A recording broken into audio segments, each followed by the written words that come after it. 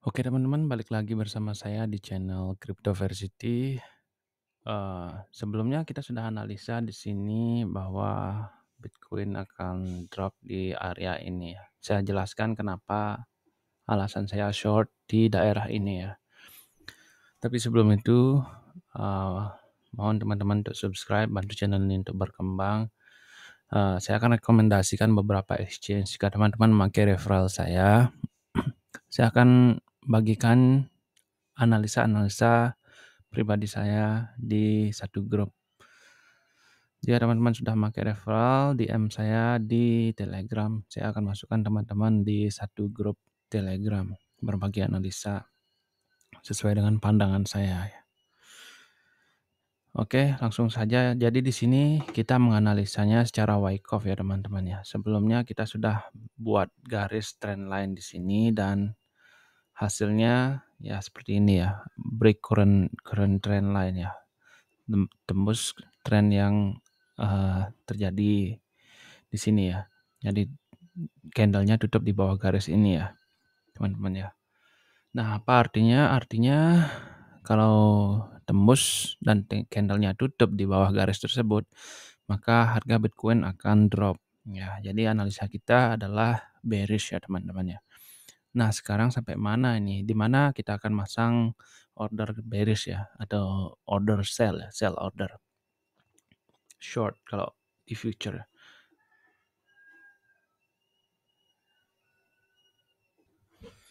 Nah, pertama-tama teman-teman harus sudah menguasai yang namanya price action ya. Jadi jika candle tutup di atas current resistance, artinya tren tersebut akan melanjutkan naik ya. Tapi kadang-kadang kan kita sering dikelabui oleh candle ya. Kadang-kadang dia melakukan fake breakout, yang mana disebut fake breakout. Jadi contohnya seperti ini ya. Jika ini kan resisten ya. Nah, ada satu candle yang tutup di atas resisten. Kalau teman-teman hanya memakai price action saja, teman-teman otomatis akan buy di resisten become support ya. Otomatis teman-teman akan buy di sini ya. Dan apa yang terjadi? Harganya drop kembali. Nah, otomatis kan teman-teman langsung cut loss ataupun kena stop loss kalau di future ya. Nah, kita menghindari itu, maka teman-teman paling tidak sedikitnya mengerti apa itu Wyckoff ya. Nah, di sini kembali ya, teman-teman. Nah, di sini kan ada support ya. Nah, supportnya ini satu candle merah tutup di bawah support. Teman-teman otomatis akan masang sell di harga previous support become resistant ya. Teman-teman bakal sell di sini kan. Nah, tiba-tiba candle nusuk ke atas. Bullish lagi. Kalau dihitung dari price action saja teman-teman udah 2 kali loss itu. Di sini juga ya.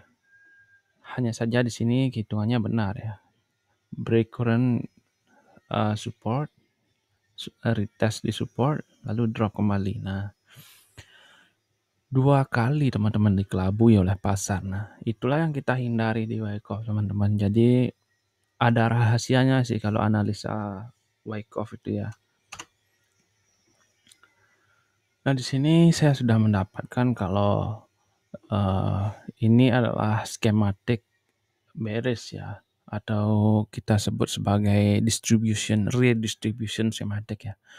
Yang mana disebut redistribution, di mana kalau sedang downtrend dan pasar kembali melakukan penipuan bullish ya. Jadi dia menunjukkan oh ini mau bullish loh, ini mau naik loh, tapi teman-teman dikelabui lagi. Nah, di sini mau naik lagi bakalan dikelabui lagi.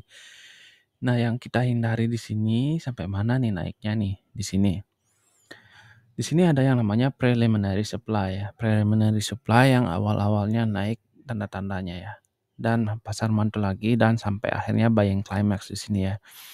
Diikuti oleh automatic reaction lalu secondary test. Nah, yang break di sini ini yang disebut dengan sign of weakness, di mana candlenya tutup di bawah dari previous support ya, support become resistant ya. Tapi dia bentuk fake breakout. Nah, di sini banyak liquidity. Dia mau turun nih, tapi tidak punya banyak tidak punya banyak seller. Ya, jadi dia perlu mengelabui kalau harus ada orang yang membeli nih untuk kita menjual. Nah, di sini mereka memancing orang-orang biar membeli dulu, biar bandar bisa menjual kan gitu. Nah, di sini kita memakai order block ya. Yang namanya order block itu di mana para bandar itu memakai titik harga jual mereka ya, di mana mereka mengakumulasikan, menipu pasar, lalu mereka memasang order sell di area tertentu. Nah, ini kita bisa spot ya teman-teman ya. Kita bisa ketahui dari cara mereka uh, menjual harga. Jadi menjual menjual alokasi mereka ya, atau menjual Bitcoin mereka. Di sini kita bisa lihat bahwa ada satu candle yang engulf satu candle hijau. Nah, yang satu-satunya yang bisa membuat candle ini seperti ini itu adalah bandar ya teman-teman, di mana jumlah Bitcoin dia itu sangat banyak sehingga bisa membuat candle seperti ini ya. Mereka sell di sini. Nah, inilah yang disebut dengan order block, di mana para bandar itu uh, menjual Bitcoin mereka dengan jumlah tertentu. Nah, kalau para retail paling tidak candle yang kecil-kecil ini ya, karena tidak banyak mereka memiliki Bitcoin, mereka hanya tidak terlalu berpengaruh terhadap candlenya. Yang berpengaruh terhadap candlenya adalah institusional ya. Yang disebut institusional adalah bandar ya teman-teman. Jadi di sini ada satu candle yang dia buat, dia ciptakan, dijual di harga sekitaran di sini ya, 42.000 dan 43.000. Nah, inilah yang disebut dengan order block, teman-teman. Jadi, di sini udah ada tanda-tanda uptrust ya, di mana para bandar sudah mulai menjual di uptrust di order block yang di sini ya. Ini di time frame 4 jam, teman-teman ya. Nah, yang kedua nih di mana nih, teman-teman? Di distribution schematic itu atau redistribution ada yang namanya uptrust ya, teman-teman. Di sini udah 2 kali break structure, yang pertama di sign of weakness, yang kedua di sini daerah sini ya, break of structure. Jadi candlenya tutup di bawah resisten, tutup di bawah support. Lalu harga memantul lagi nih, mereka butuh banyak pembeli nih untuk mereka jual. Nah, di sini ada satu kalau di supply and demand ya, teman-teman paling tidak menguasai supply and demand juga untuk Wyckoff ini ya. Jadi di ini ada area supply di mana ada sedikit akumulasi di sini. Jadi ini bisa kita jadikan sebagai acuan harga untuk menjual selanjutnya ya teman-teman. Dan benar saja, jadi area sebelum dianalisa sebelumnya kita pakai ini sebagai area untuk sell ya teman-teman. Dan di sini benar saja, kita akan, nah seperti itulah kejadiannya, drop dan akhirnya memantul lagi ya teman-teman ya. Di sini karena ada banyak news jadi nggak terlalu drop langsung ya. Naik dulu, lalu retest di area order block di sini dan kembali drop teman-teman. Nah, jadi prediksinya sampai mana sih? Nah, prediksinya kalau sementara sih saya tandai di area 36.200 ya teman-teman. Jadi di sana ada sedikit order block di sini di time frame 1 jam. Kuat atau tidaknya kita tidak tahu, nanti kita lihat akankah terjadi accumulation di sini di arah 36 ataukah kembali redistribution. Kita belum tahu, hanya saja sementara harga yang mungkin bisa dicapai oleh Bitcoin itu sampai di 36.000 ya. Jadi di sini kita akan analisa lagi. Kalau sudah analisa kita ini benar, nanti kita tunggu, sabar dulu.